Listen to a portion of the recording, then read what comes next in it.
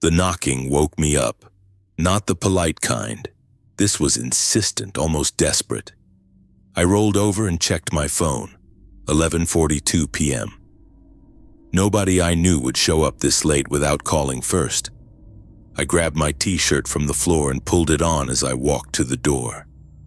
The knocking started again, harder this time. "I'm coming," I called out. "Hold on." I looked through the peephole. A man stood in the hallway, his face partly hidden in shadow. He was thin, almost gaunt, with dark blonde hair that needed a cut. His clothes hung loose on his frame. I opened the door but kept the security chain latched. "Can I help you?" "Gavin? Gavin Ellis?" The man leaned forward, his blue eyes wide and bloodshot.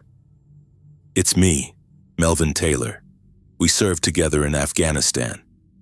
I studied his face through the gap in the door. He looked vaguely familiar, like someone I might have passed on the street once, but nothing more. I'd spent 2 tours in Afghanistan with the same unit. I knew those men better than my own family. "Sorry, but I don't remember you." "3rd Battalion, 2nd Marines, Helmand Province." His words came out in a rush. "Operation Phantom Strike." That checked out, my unit, my deployment. But his face didn't register. "You were a staff sergeant then," he continued. "I was a corporal. We weren't in the same squad, but we worked together on special assignments." I kept my hand near the doorframe, ready to slam it shut. "What do you want?" "I need to talk to you." He glanced down the hallway. "It's important, about what happened in the village." "What village? You don't remember?" His face fell. "That's what they said would happen." "Look, it's late and—" "Please." He put his hand against the door. 5 minutes, that's all I'm asking." I should have shut the door. Everything about this guy screamed trouble. The wild eyes, the trembling hands, the desperate tone. But something in his voice sounded sincere, scared even. "I can't talk now," I said. "But there's a cafe on Riverside Drive, Riverside Cafe. Meet me there tomorrow at noon." Relief washed over his face. "Thank you, I'll be there." He stepped back from the door. "You won't regret this, Gavin."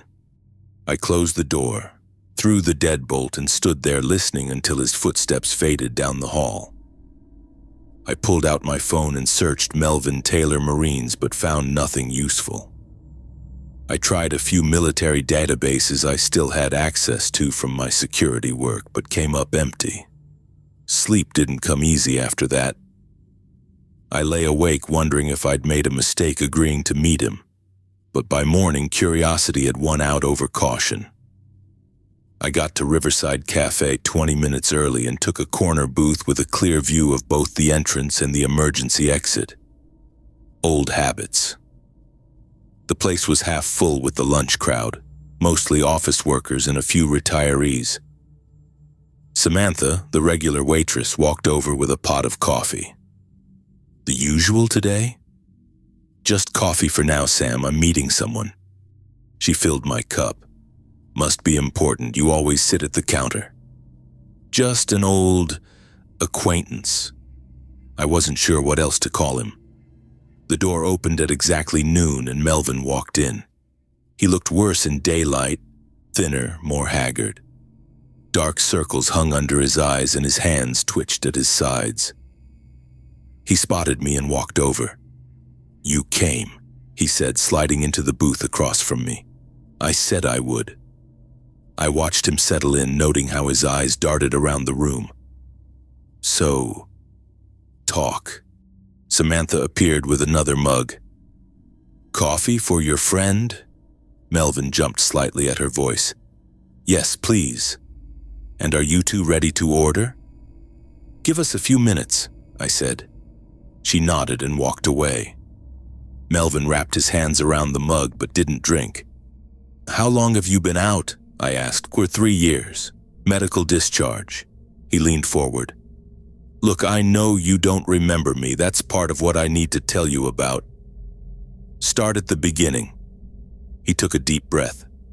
It was during your second tour, my first. April 2011, we were part of a special task force under Captain Miller.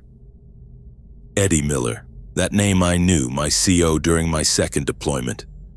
There was a village in a remote part of Helmand, not on any maps.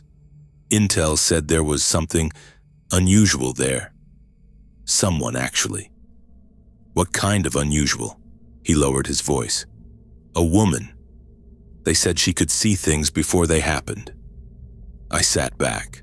Great. This guy was either crazy or working some angle. I know how it sounds, he said quickly. I didn't believe it either. But Miller had orders from way up the chain. We went in at night. You, me, and 6 others. I shook my head. I don't remember any mission like that. That's because they made sure you wouldn't. His finger tapped nervously on the table. When we got there, something weird happened with our equipment. Radios went dead. Watches stopped. The whole mission felt off. Samantha returned. Ready to order now? Club sandwich, I said. Just toast for me, Melvin mumbled. When she left, Melvin continued. We found the woman in a small house on the edge of the village. Edna Miles. That's what they called her later, but I don't think that was her real name. They. The research team. In Nevada. He looked around, then lowered his voice again. She wasn't surprised when we came in. She was sitting there like she'd been waiting for us. Said things to each of us. Personal things she couldn't have known. I took a sip of my coffee. And I was part of this mission? You led it. Miller stayed back at base. We brought her and 3 others to a pickup point, and they were transported stateside to some classified facility in Nevada. A woman named Sherry Barton was in charge there. None of this sounded remotely familiar. I'd been on plenty of night raids, but nothing like what he described.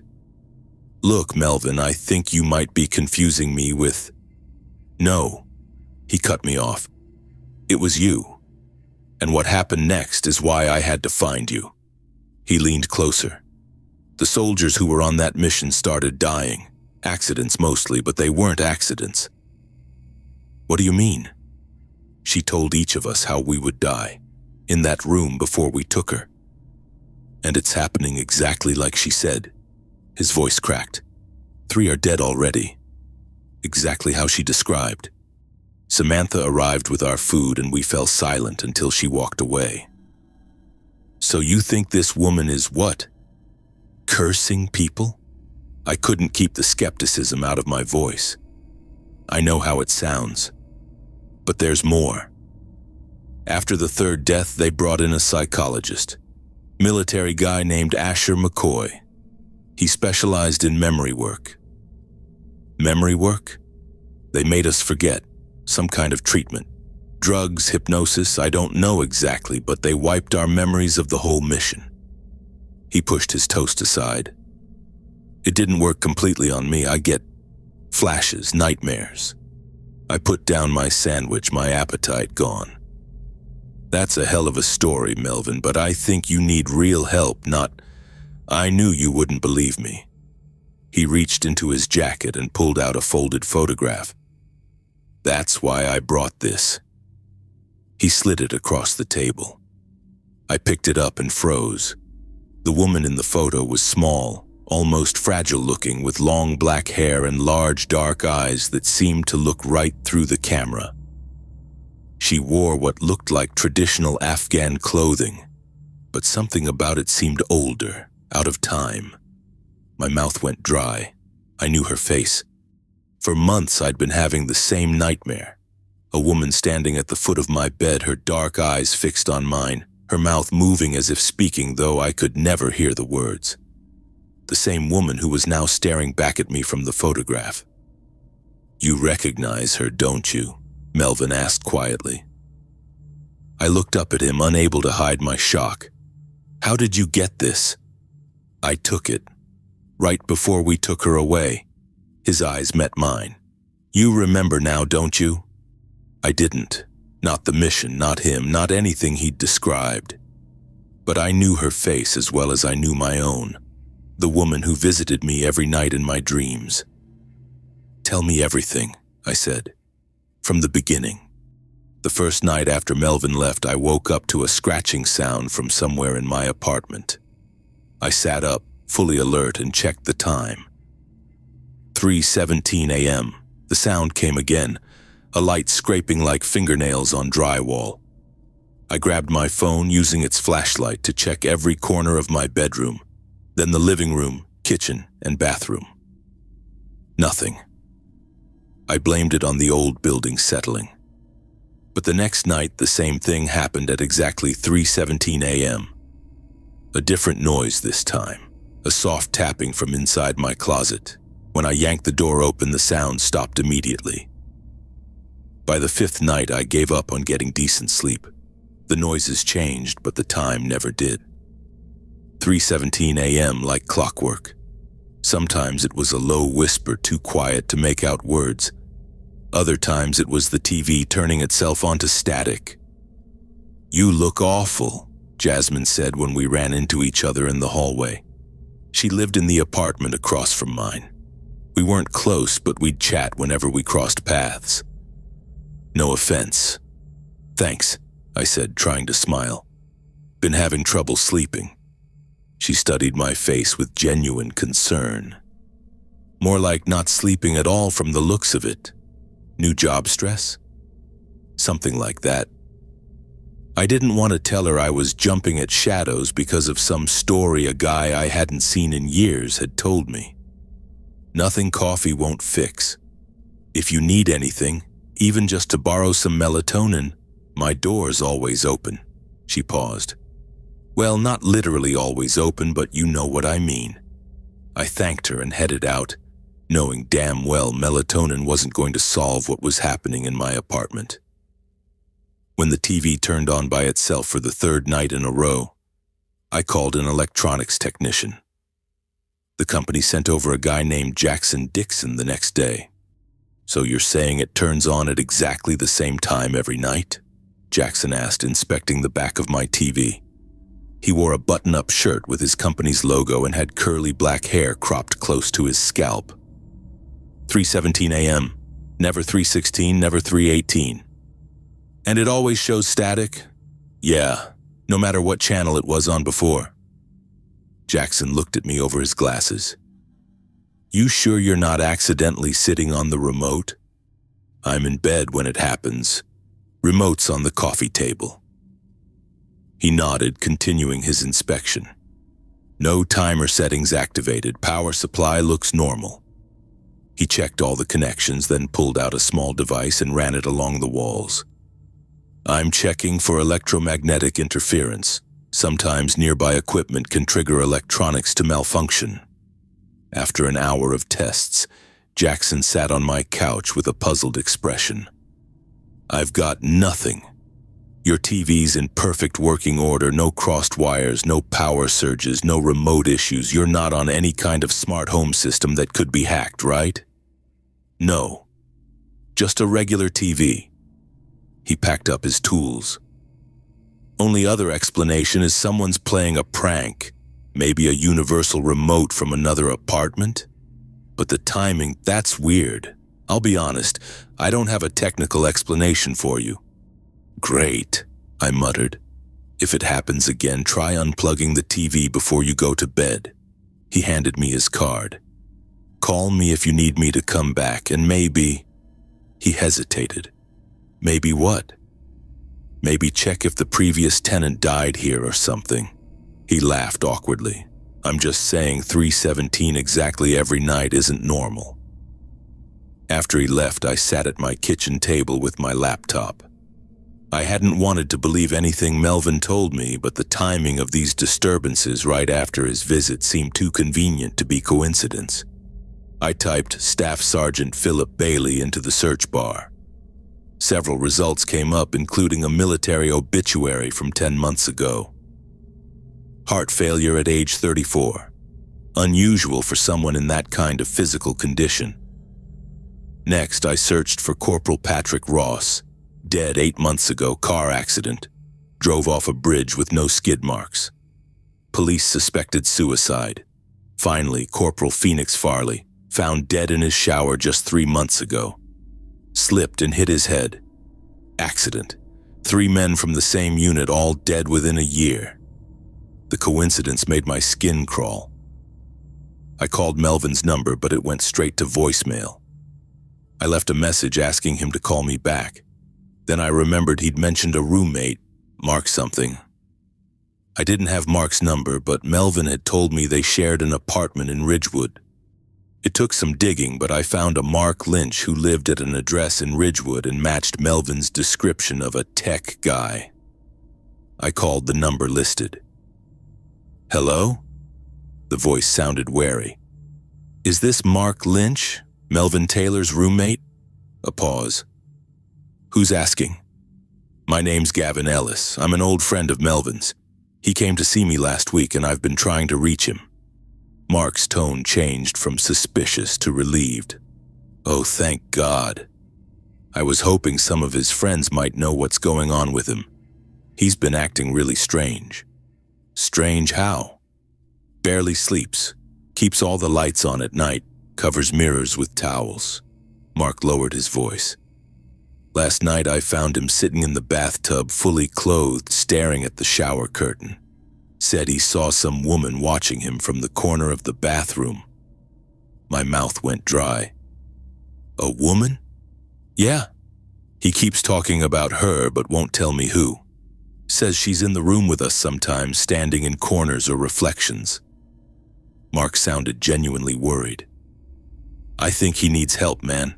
Professional help. I need to talk to him. Is he there now? No, he left early this morning, didn't say where he was going. Look, can you come over? Maybe between the two of us we can figure out how to help him. We arranged to meet at their apartment that evening. When I pulled up to the address Mark had given me, my stomach dropped. 2 police cars were parked outside, lights flashing. A small crowd had gathered on the sidewalk. I spotted a distraught-looking man who matched Mark's description standing near one of the police cars. As I approached, I heard a female officer speaking to him.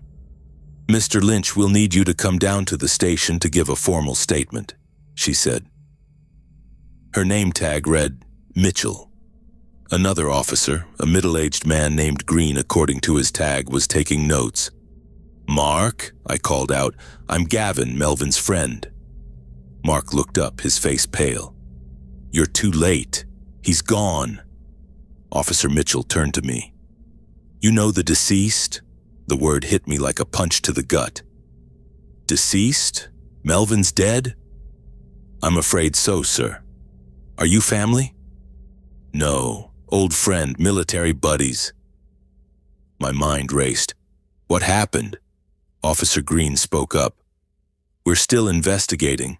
Mr. Lynch here found him about an hour ago. Mark's voice was hollow when he spoke. There was so much blood in the bathroom. His throat. He couldn't finish the sentence. Sir, if you knew the victim, we may need to speak with you as well, Officer Mitchell said to me. I barely heard her. My brain had latched onto one detail: bathroom, throat. I remembered what Melvin had told me about finding Edna Miles with her throat cut in the bathroom. How was his throat cut? I asked, my voice barely audible. Officer Green looked surprised by my question. We haven't released those details, but Mark answered.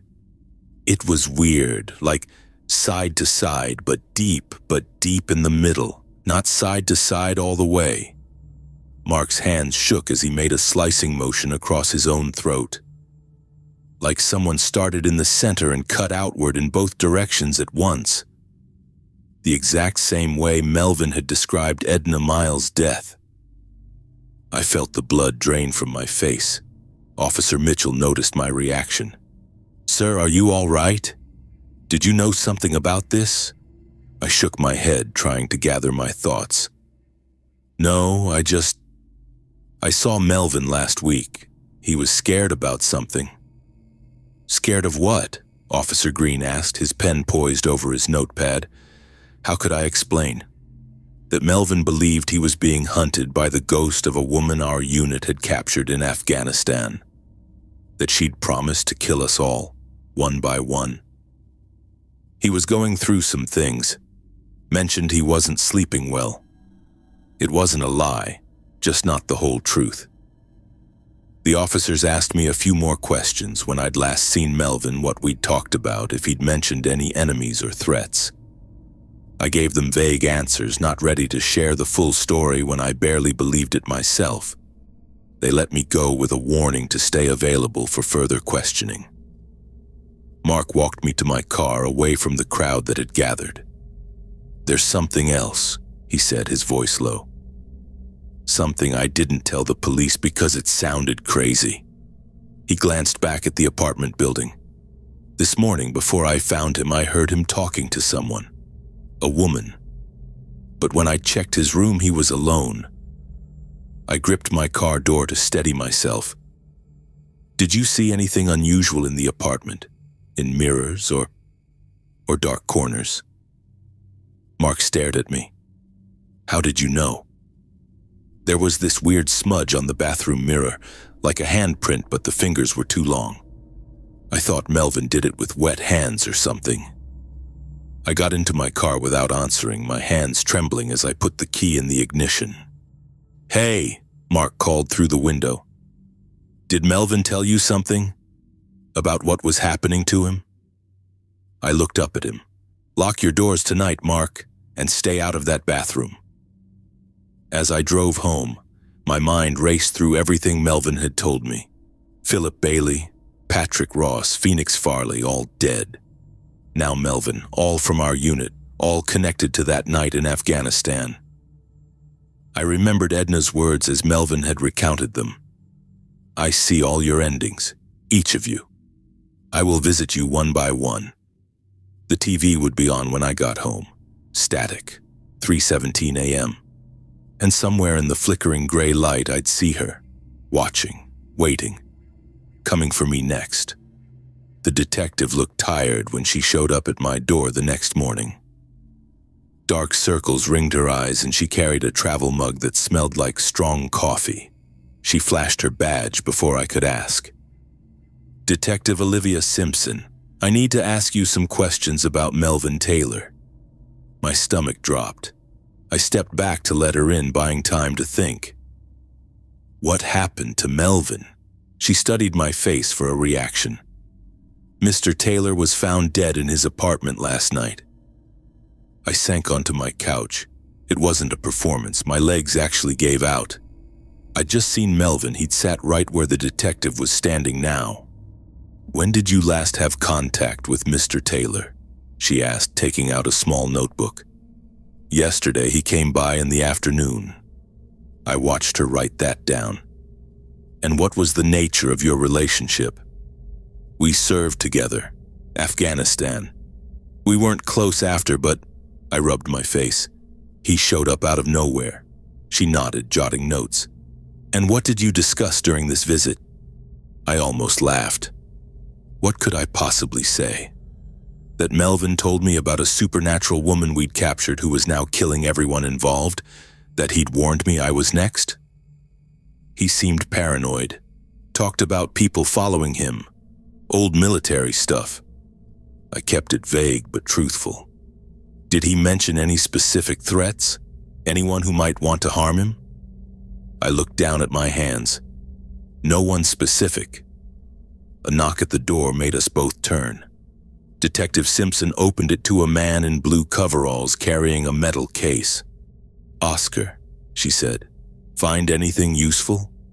The man, Oscar, shook his head. "No signs of forced entry, no struggle, no prints except the victims. It's like..." He glanced at me, then back to Simpson. "Like he just died." "Cause of death?" she asked. "Me's preliminary guess is heart failure, but she wants to run more tests. Said something wasn't right about it." I felt cold all over. Melvin's words came back to me. "She'll come for us in our sleep." Detective Simpson turned back to me. "Mr. Ellis, where were you between 10 p.m. and 2 a.m. last night?" "Here, sleeping." "Anyone who can verify that?" I shook my head. "I live alone. She asked more questions, but I kept my answers short. What could I tell her that wouldn't sound completely insane? That an Afghan woman we'd captured years ago was killing us from beyond the grave? That she'd warned us this would happen? After they left, I sat in silence for a long time. Melvin was dead, just like he'd predicted. 3 weeks later, I sat across from Dr. Natalie Herrera in her comfortable office.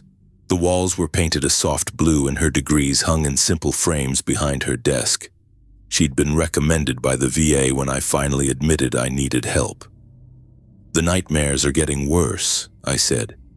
"More detailed." She made a note on her pad. "Tell me about last night's dream."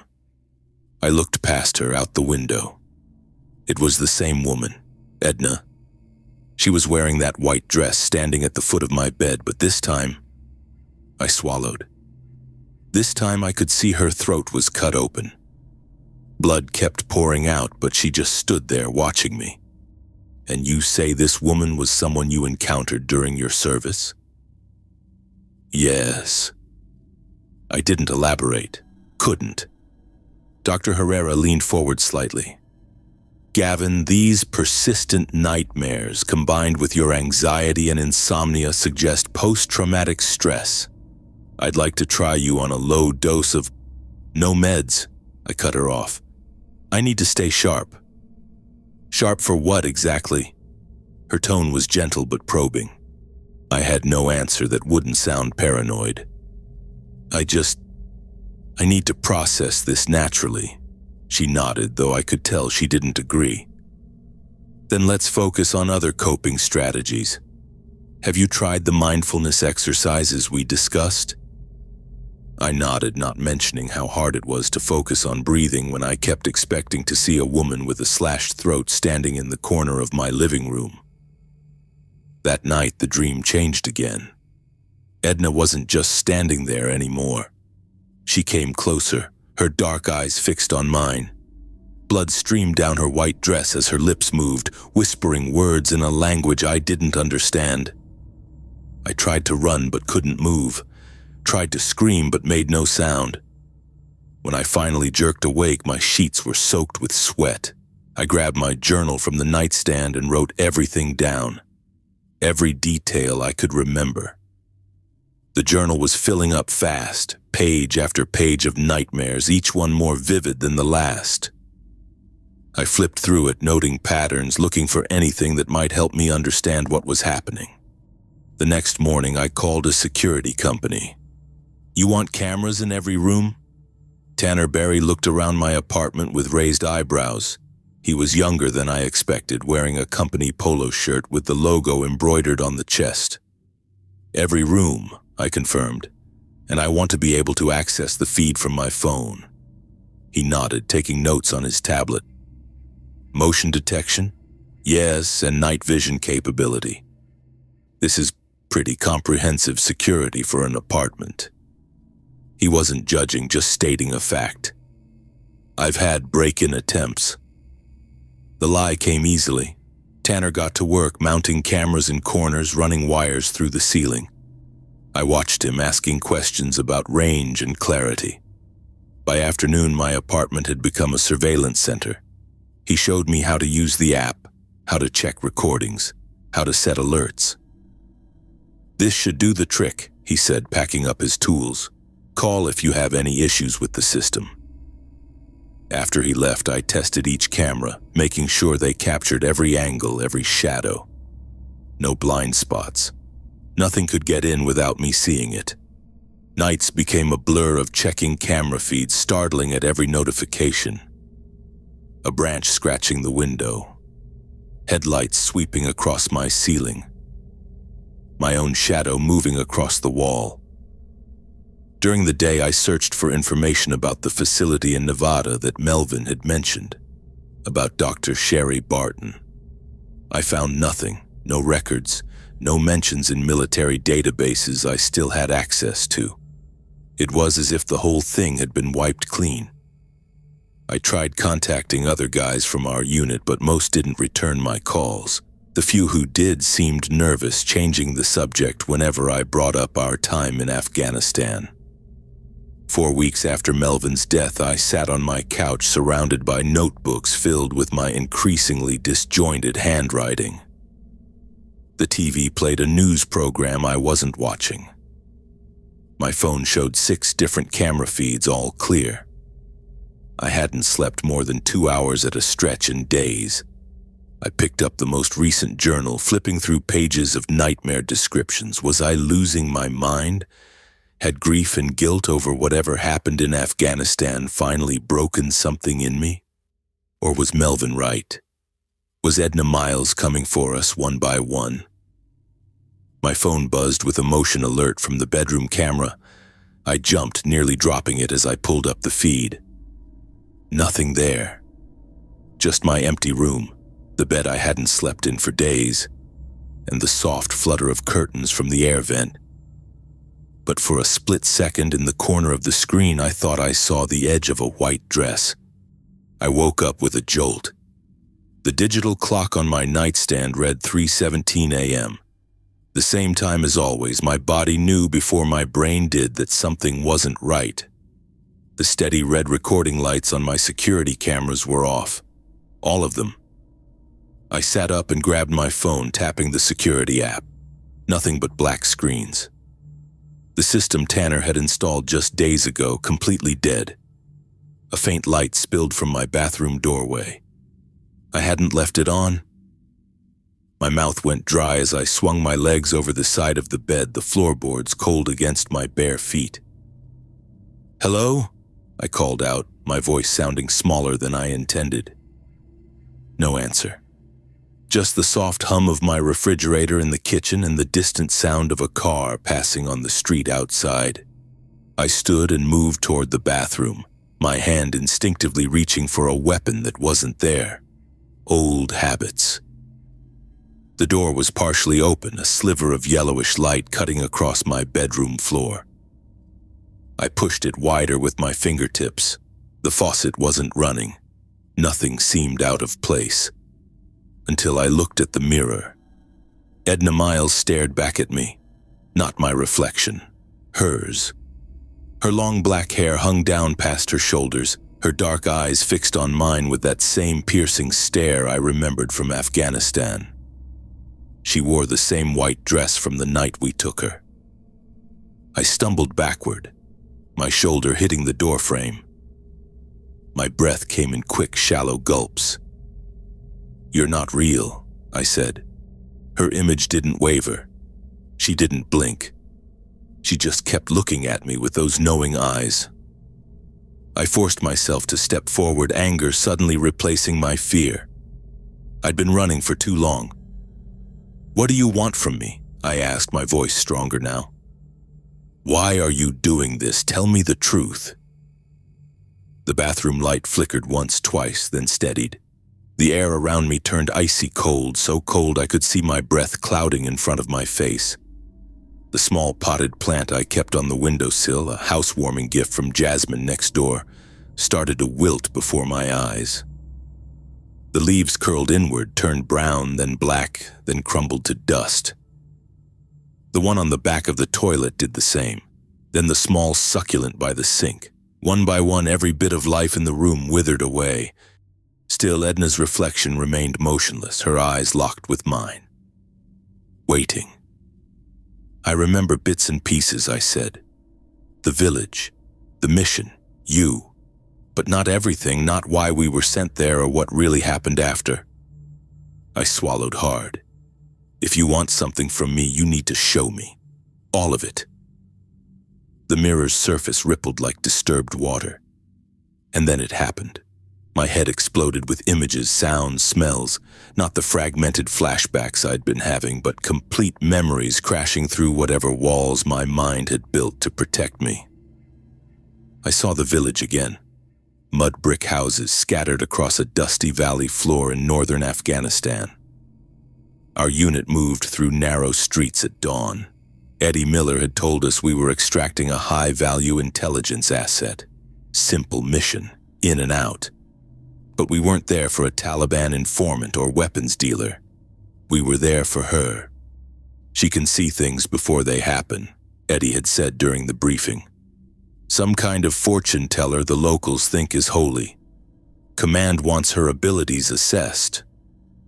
I gripped the edge of the bathroom sink as the memories kept coming. The small house at the edge of the village. The old woman who tried to stop us, speaking rapidly in Pashto until Melvin pushed her aside. The back room where Edna sat calmly as if she'd been waiting for us. If you take me from this place, you will release what has been contained here for centuries, she had said in halting English. Her voice clear in my mind now. It cannot be stopped once free. It will find each of you. We laughed. All of us except Remy Davidson. This is bullshit, Eddie, Remy had said. We're abducting a civilian based on superstition. Orders are orders, Eddie replied. She's coming with us. I slid down to the bathroom floor, my back against the wall as more memories surfaced. The flight to Germany, then Nevada. The facility dug into the side of a mountain where they'd taken her. White rooms, scientists in lab coats, Sherry Barton running tests day after day. She's not psychic, Sherry had insisted. But her brain patterns are unlike anything I've seen. She's accessing something we can't understand. Edna had stopped speaking by then. She just sat in her room staring at walls, writing strange symbols on any surface she could reach. Then the deaths started. First, a lab technician who'd drawn her blood, heart attack in the shower. Then a guard who'd mocked her, car accident on his way home. Each time, Edna had written their names on her wall the day before. The security camera footage played in my mind, Edna sitting perfectly still for hours, then suddenly looking up at the camera and saying a name. 3 days later, that person would be dead. Remy had tried to shut it down. This isn't research, it's a horror show, he'd yelled at Eddie. Whatever she's connected to, we need to take her back where we found her. But it was too late. The day Remy confronted Eddie, Edna wrote 11 names on her wall. Every person involved in her capture and detention. My name was fourth on the list. The last memory hit me like a physical blow. Remy's face contorted with raw terror as he burst into the lab where I was standing guard. She's done something, he gasped. It's loose now. We ran to her room. The door was locked from the inside somehow. When we finally got it open, Edna was on the floor. She had cut her wrists with a shard of broken mirror. As she bled out, her eyes found mine. I tried to warn you, she whispered. Now it will visit you one by one. I looked up at the mirror. Edna's reflection was fading, growing transparent until I could see my own pale face behind hers. Wait, I called out. What is it? What did we release? But she was gone, leaving me alone on my bathroom floor with the dead plants and the terrible truth. Whatever ancient thing Edna had warned about, whatever had been contained in that village for centuries, was free now, and it was working its way through the names on her list. Melvin was already gone, and I knew, with sickening certainty, who was next. I didn't sleep. By the time the sun came up, my eyes burned from staring at my laptop screen for hours. I'd pulled my desk away from the wall so I could sit with my back to the corner of the room. An old military habit, never leave your back exposed. The document I'd started was already 12 pages long. I typed faster than I could think, desperate to get everything down before I forgot again, or before something stopped me. I started with what I remembered about the village. It wasn't on any map. Tucked into a valley between two mountains in northern Afghanistan, the locals avoided it completely. Our unit had been sent to investigate reports of unusual activity. Possible terrorist cell, they told us. But what we found was something else entirely. The villagers looked normal at first. Women hanging laundry, men tending small garden plots, kids playing in the dirt. But something was wrong with all of them. Their movements were too perfect, too coordinated. And when they looked at us, their eyes were empty. Dr. Barton called it a unique sociological phenomenon. That's how they always talked, those scientists who showed up 2 days after we secured the village. They used big words to hide what they didn't understand. I took a sip of cold coffee and kept typing. My hands shook slightly as I described the facility they built. Prefab walls, generators, satellite equipment. They converted the village's central building, some kind of meeting hall, into their main lab. That's where they took the villagers one by one. That's where they found her. Edna. My phone buzzed with a news alert. I jumped, nearly knocking over my coffee mug, just the daily headlines. I closed it and went back to typing. Edna wasn't like the others. She spoke to us, not in words, but in our heads. Dr. Barton was fascinated, ordered more tests, more equipment, more personnel. She's not human, Barton had told us one night. Not anymore. She's something that uses human form, like a suit. I remembered Melvin's face when Barton said that. The way his eyes widened just slightly, his jaw tensed. He knew even then that we'd stumbled into something we shouldn't have. I stood up and paced around my apartment. My legs were stiff from sitting so long. I checked each window, making sure the blinds were still closed. I'd taped black construction paper over any gaps where light might leak through. No one could see in, but that wouldn't stop her. Back at my desk, I started a new section, the list. Melvin Taylor dead, official cause suicide, real cause her. I searched military records, social media, obituaries, anything I could find on the others from our unit.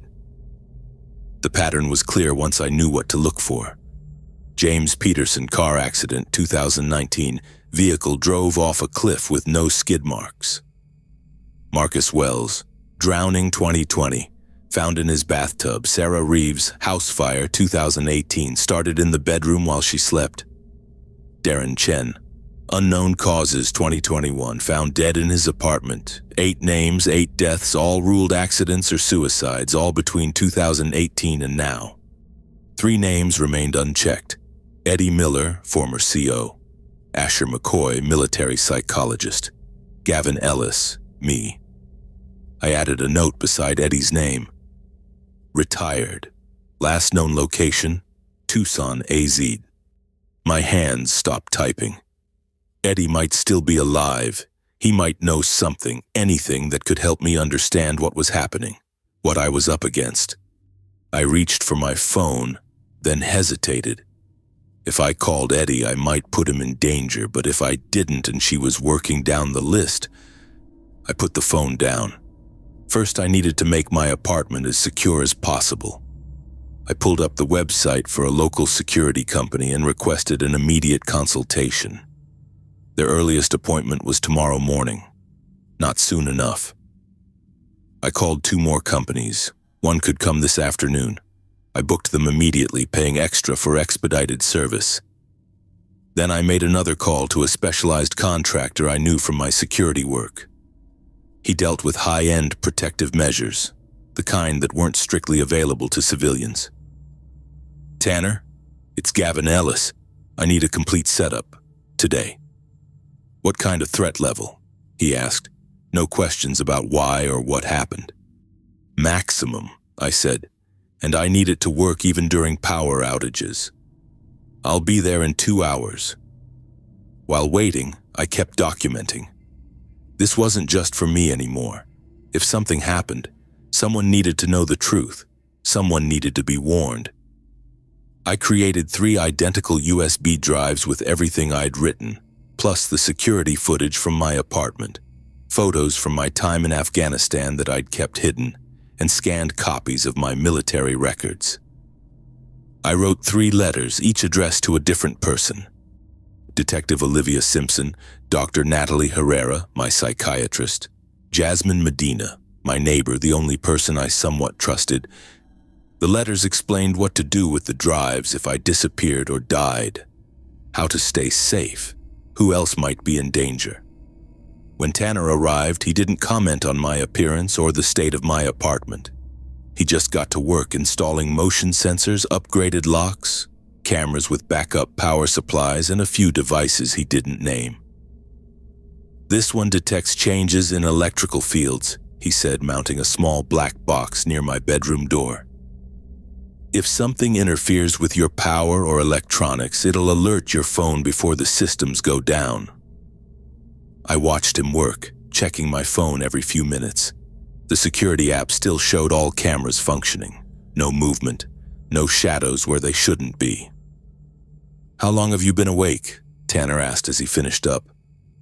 "Doesn't matter," I said. "Sleep deprivation makes you sloppy. Mistakes get you killed." He handed me the control panel for the new system. 20-minute power naps, set an alarm, keep a weapon in reach. I nodded. Tanner had been in the service too. He understood. After he left, I took his advice. I set an alarm for 20 minutes, checked all the doors and windows, and lay down on my couch with a clear view of both entry points. My gun rested on the coffee table beside me, but every time I closed my eyes, I saw her, standing at the foot of my bed at 3:17 a.m., watching, waiting. I got up after 10 minutes and went back to my desk.